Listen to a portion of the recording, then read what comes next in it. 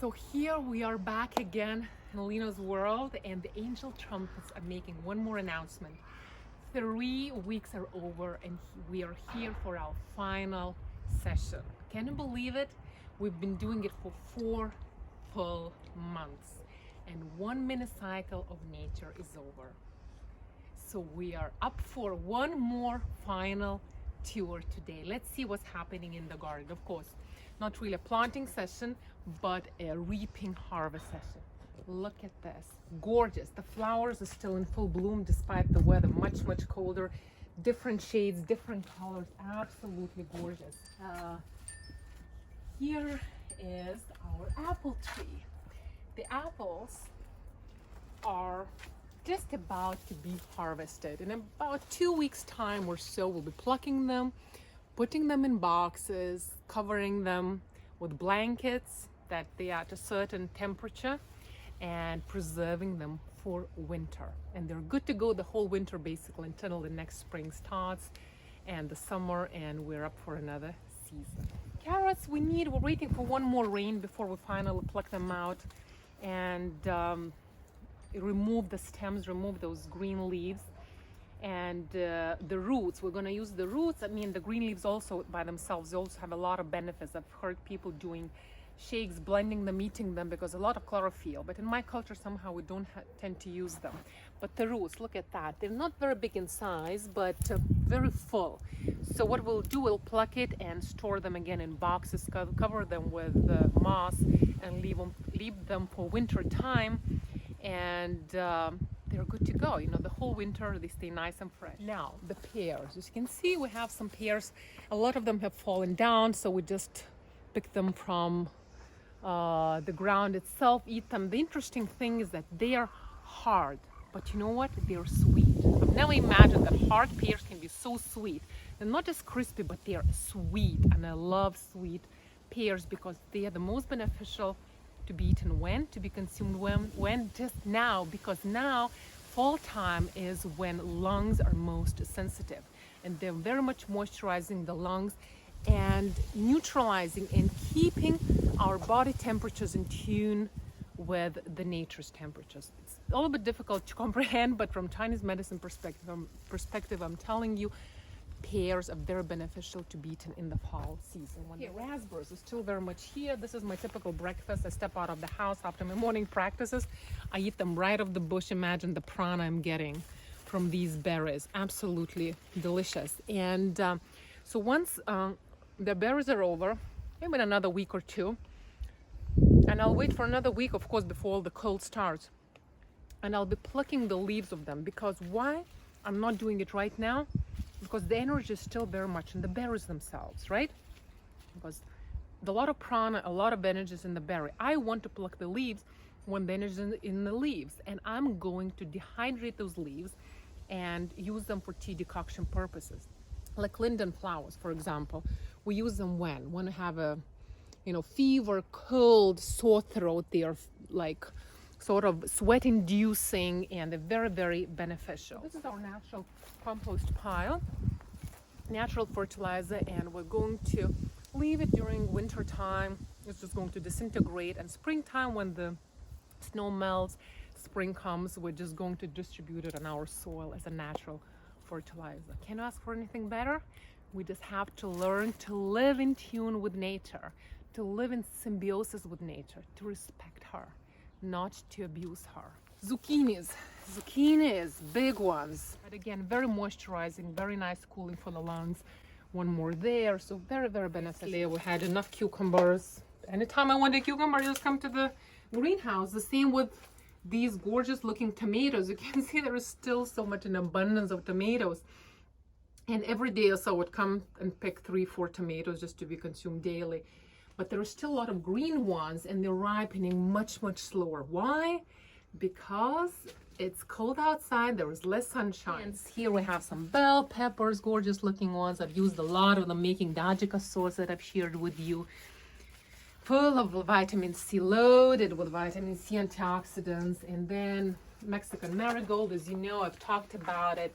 Again, we don't use chemicals, but this is a natural like insect repellent, and also it repels any bad spirits, so to say. That's what we say. Even in India, I've noticed, like in front of temples, they have this Mexican marigold. And by the way, we don't have any servants. We're not, we don't have, it's not a servant culture here in this part of the world. We do everything ourselves. And for my mom, when she says, because she's a very, very active woman working so much, she says, for me to come back from work and put my hands in the soil is very, very meditative. Because, you know, the soil absorbs all the negative energies, any bad vibrations we could have picked up, you know, being a monk, who knows what kind of people, or somebody who throws us out of balance. So the soil is so generous, the Mother Earth is so kind to pick and gather and embrace all our bad energies and recharge us with positive vibes. So it's a beautiful active meditation in its own right. And Bima's is saying hello, my little puppy. He's the main guy here. Garlic. She's planted garlic. Even though we're talking about harvest season right now, right? It's the harvest time. But garlic is one of those exceptions that is not afraid of cold. So we planted the so-called winter garlic. We planted in the fall. That means now. And it's not afraid of any frost or anything. It's going to survive the whole winter. It's going to come out of the soil in spring, and middle of the summer, we're just going to pluck it and enjoy garlic. Beets, unlike beets, for example, here we have beets.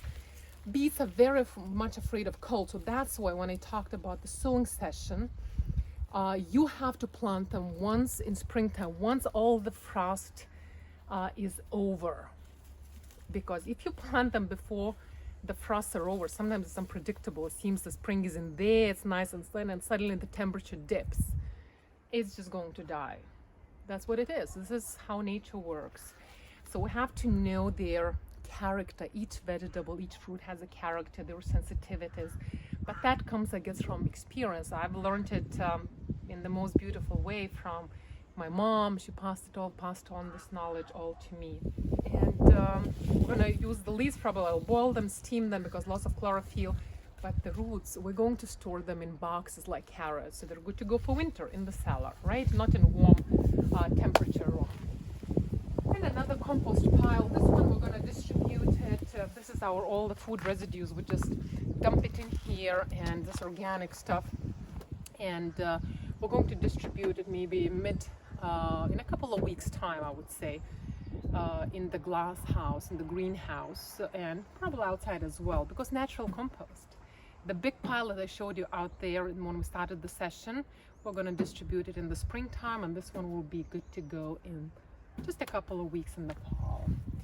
Okay, so some more flowers, and the lilies are still in eternal bloom, as you can see. I want my hand here. So gorgeous. Love the flowers. Love the flowers. You know, they remind of the beauty of nature. How beautiful it all is. And one interesting fact, that despite the cold, we still have grapes. The grapes are still very much here. Normally start in August, end of August, September, but now it's October already, and they look nice. Maybe they look okay, not as big as you would get in a supermarket, but very, very pulpy. Much more pulpy. Sorry, there are seeds inside. More pulpy than you would get anything in the supermarket. Smaller in size, natural, organic, right? Nothing injected to blow their size up, and the real deal, as they call it. And when we started our session 4 months back, a little bit over 4 months back, it was 4 months back, and I told you that I'm going to meet you on the other side of the wall. Do you remember? And I was talking from the other side of the wall. I said, I'll meet you on the other side of the wall, and we'll be going through these guided tours every 3 weeks. And I guess it would do justice for me to end our one mini nature cycle on the very same side of the wall, which is just behind that wall, the divine doorway. So, meeting you back on the same side of the wall where we started. And as everything else, you know, There is a beginning, there is an ending. Everything has a beginning and an ending, as I said. And there is one Tibetan master who put it so beautifully. He said that the end of all gathering is dispersing. The end of all living is dying. The end of all meeting is parting. And the end of all rising is falling.